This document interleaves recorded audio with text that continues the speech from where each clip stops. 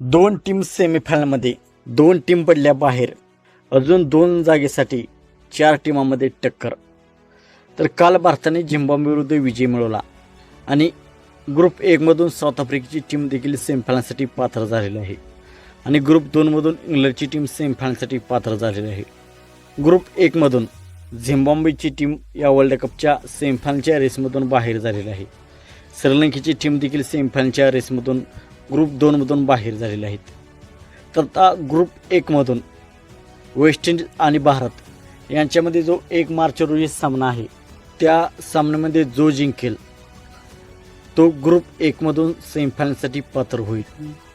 त्यांच्यामध्ये होणारा जो सामना आहे तो थोडक्यात व्हर्च्युअल क्वार्टर फायनल सामना होणार आहे. जो जिंकेल तो सेमीफायनलसाठी पात्र ठरणार आहे. आणि न्यूझीलंड आणि पाकिस्तान ग्रुप 2मधून या 2 टीमांपैकी एक टीम सेमीफायनलसाठी पात्र होणार आहे. इंग्लंड ग्रुप 2मधून आधीच पात्र झालेला आहे.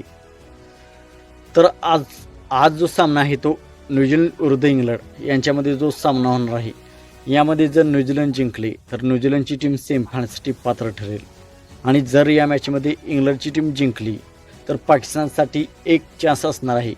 कारण पाकिस्तान आणि श्रीलंकेमध्ये जो सामना होणार आहे त्यामध्ये जर पाकिस्तान म्हणजे किती धावांनी जिंकावे लागेल, किती रन्सने जिंकावे लागेल, मागून किती ओव्हर्समध्ये ते इक्वेशन पाकिस्तानने जर पूर्ण केले तर पाकिस्तानची टीम सेमीफायनलसाठी पात्र होईल. ग्रुप 1मधील समीकरण स्पष्ट आहे. भारत विरुद्ध वेस्ट इंडिज यांच्यामध्ये जो सामना होणार आहे त्या सामन्यामध्ये कोणती टीम विजयी होईल ती टीम सेमीफायनलसाठी पात्र ठरणार आहे.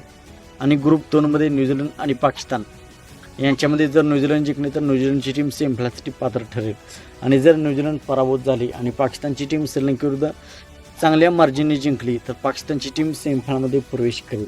तर मित्रांनो, आपणास काय वाटते, कोणत्या 4 टीमा सेमीफायनलसाठी पात्र ठरतील? भारत सेमीफायनलमध्ये पोहोचेल का? भारतात सामना सेमीफायनलमध्ये कोणत्या टीमशी होईल? आपणास काय वाटते आपण कमेंट सेक्शनमध्ये सांगा. मित्रांनो, आपण चॅनलवरती नवीन असाल तर आमचा यूट्यूब चॅनल सबस्क्राईब करा.